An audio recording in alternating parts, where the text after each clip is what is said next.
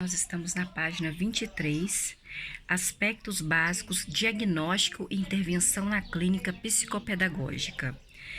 No diagnóstico psicopedagógico é realizada uma investigação na qual se procura compreender a forma que o paciente aprende e os desvios que ocorrem nesse processo de aprendizagem, segundo o WEISS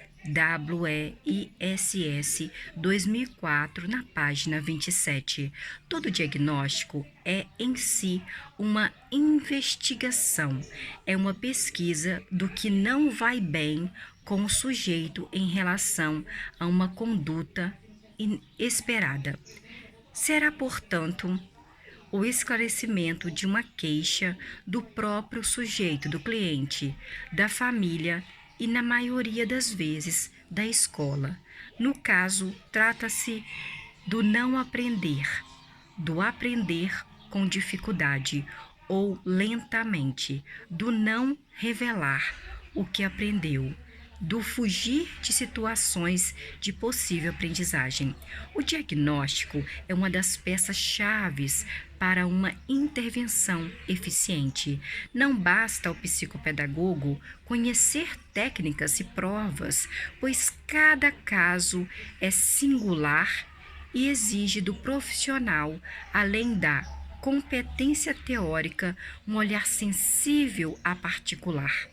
Cada paciente que chega à clínica traz junto sua história, suas individualidades e suas relações de coletividade. Para o psicopedagogo, é sempre um novo e complexo, dificultado começo, que evoca seguidamente um novo olhar. O sucesso de um diagnóstico não reside no grande número de instrumentos utilizados, mas na competência e sensibilidade do terapeuta em explorar a multiplicidade de aspectos revelados em cada situação. O WEISS 2000, página 30 e página 31, comenta que a maioria dos casos que recebo para avaliação psicopedagógica é de estudantes com quadro de fracasso escolar, apresentado por mais diferentes e diversos sintomas. É importante que, de algum modo, se possa fazer um diagnóstico de escola para a definição dos parâmetros do desvio. Não se pode apenas diagnosticar o sujeito isolado no tempo e no espaço da realidade socioeconômica que se vive no Brasil de hoje. Para o WEISS 2004, o diagnóstico psicopedagógico tem como objetivo básico identificar os desvios e os obstáculos básicos no modelo de aprendizagem do sujeito, do nosso cliente, que o impedem de crescer na aprendizagem dentro do esperado pelo meio social, possibilitando assim ao psicopedagogo fazer as intervenções e os encaminhamentos necessários. Podemos defini-lo como um processo de investigação referente ao que não vai bem com o nosso cliente em relação a uma conduta esperada. Fernandes, 1991, comenta que o diagnóstico para o psicopedagogo tem a mesma função que a rede para o equilibrista. O diagnóstico funciona como base para a intervenção. Em consonância com Fernandes, a psicopedagoga WEISS se expressa a respeito do modelo de aprendizagem. Entendo como modelo de aprendizagem um conjunto dinâmico que estrutura os conhecimentos que o sujeito, nosso cliente, já possui, os estilos usados nessa aprendizagem, o ritmo e a área de expressão da conduta do cliente, a mobilidade e o funcionamento cognitivos, os hábitos adquiridos, as motivações presentes. as ansiedades, defesas e conflitos em relação ao aprender, as relações vinculares, os vínculos com o conhecimento em geral e com os objetos de conhecimento escolar, em particular, e o significado de aprendizagem escolar para o sujeito, para o cliente, para a sua família e para a escola. Weiss, 2004, página 32. A relação do paciente com o terapeuta é também de fundamental importância para o processo diagnóstico. Essa relação implica na validade e qualidade do diagnóstico, por isso é importante ter empatia, ou seja, se identificarem um com o outro, apresentando confiança, respeito e engajamento. O Weiss 2004 afirma que o processo diagnóstico tem base no interrelacionamento dinâmico e de condutas interdependentes entre o terapeuta, que no caso é o diagnosticador, e o paciente, que é o diagnosticado. A comunicação que é estabelecida entre os dois faz com que o diagnosticador atue sobre o paciente sempre que apresentar qualquer conduta.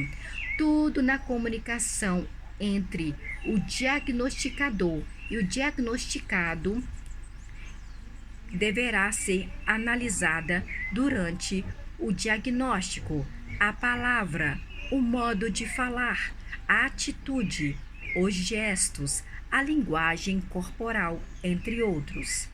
Página 26. É necessário que o terapeuta consiga compreender os pedidos de ajuda, dependência, proteção, reações onipotentes e fantasiosas expressas através de mecanismos transferenciais durante o diagnóstico e compreender bem o que acontece, discriminando o seu papel, que pode auxiliar o paciente a prosseguir no processo diagnóstico sem que ocorra uma fixação em pontos inadequados.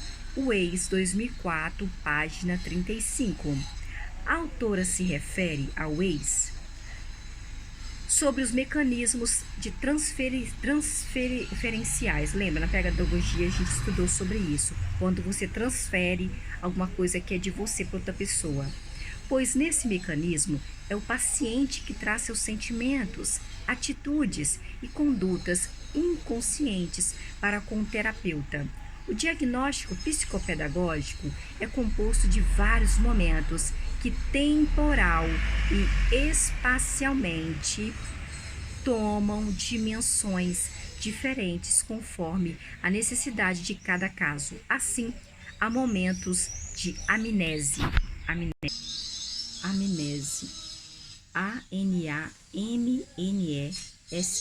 só com seus pais, de compreensão das relações familiares em sessão com toda a família presente, de avaliação da produção pedagógica e de vínculos com objetos de aprendizagem escolar, busca da construção e funcionamento das estruturas cognitivas, diagnóstico operatório, desempenho e testes de inteligência e visomotores, análise de aspectos emocionais por meio de testes expressivos, sessões de brincar e criar. Tudo isso pode ser estruturado numa sequência diagnóstica estabelecida a partir dos primeiros contatos com o caso.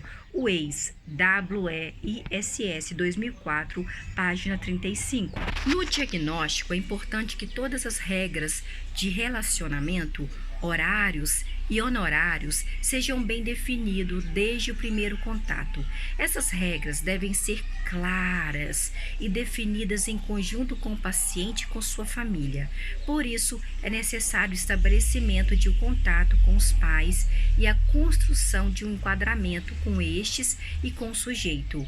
O Weiss, WEISS 2004, determina alguns aspectos importantes do contrato e do enquadramento, previsão de número aproximado de sessões e forma de encerramento do trabalho, definição de dias, definição dos horários e definição de duração das sessões, definição dos locais dos honorários contratados e forma de pagamento. Estes aspectos são essenciais para o estabelecimento do profissional psicopedagogo. O processo do diagnóstico psicopedagógico clínico abrange várias etapas que são motivo da consulta, história vital da vida daquela pessoa, hora do jogo, provas projetivas, entre outras. Página 27. Paim, P-A-I-N, 1985, afirma que no motivo da consulta é importante observar por que e por quem o paciente chegou até o terapeuta, se foi pela escola ou se foi mandado pela professora, por um médico ou pela própria família. Isso é importante, pois dessa forma o psicopedagogo consegue entender que tipo de vínculo o paciente irá estabelecer, revelando dessa forma o grau de dependência com que o paciente assume os seus problemas.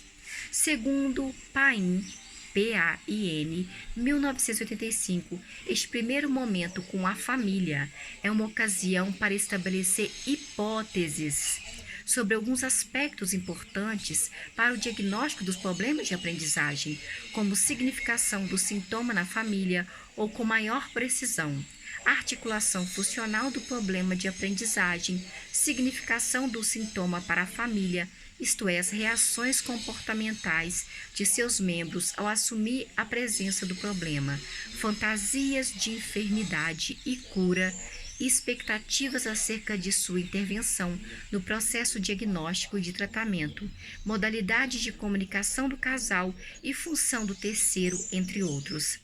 Este espaço de escuta oferecido para a família permite que a família, elenque livremente os motivos pelos quais busca ajuda psicopedagógica e também quais os fatores que acredita causarem a não aprendizagem do paciente. Deve-se sugerir que os mesmos comentem sobre o motivo que os trouxe à clínica e que falem livremente sem que façamos perguntas particularizadas. Fernandes, 1991. A entrevista do motivo da conduta permite o quê? A entrevista do motivo da consulta permite conhecer as expectativas que os pais têm em relação à intervenção do psicopedagogo. Muitos pais, mesmo solicitando ou assumindo as consequências da consulta, apresentam resistências à ação do terapeuta. A versão problemática que obtemos por intermédio dos pais, que pode dar-nos algumas chaves para aproximar-nos do significado que o não aprender tem na família. Paim, 1985, página 37. O momento da história vital da vida no diagnóstico é realizado como uma segunda entrevista com a mãe, sendo que essa é realizada após o psicopedagogo conhecer um pouco do seu paciente. Apesar de que nessa entrevista necessitamos uma série de dados bem estabelecidos, deverá ser tão livre como for possível, dando-se à mãe como instrução o tema geral, deixando que as especificações surjam da espontaneidade do diálogo com a mãe. Paim, 1985, página 43. Nós estamos na página 28. Daqui a pouco voltamos.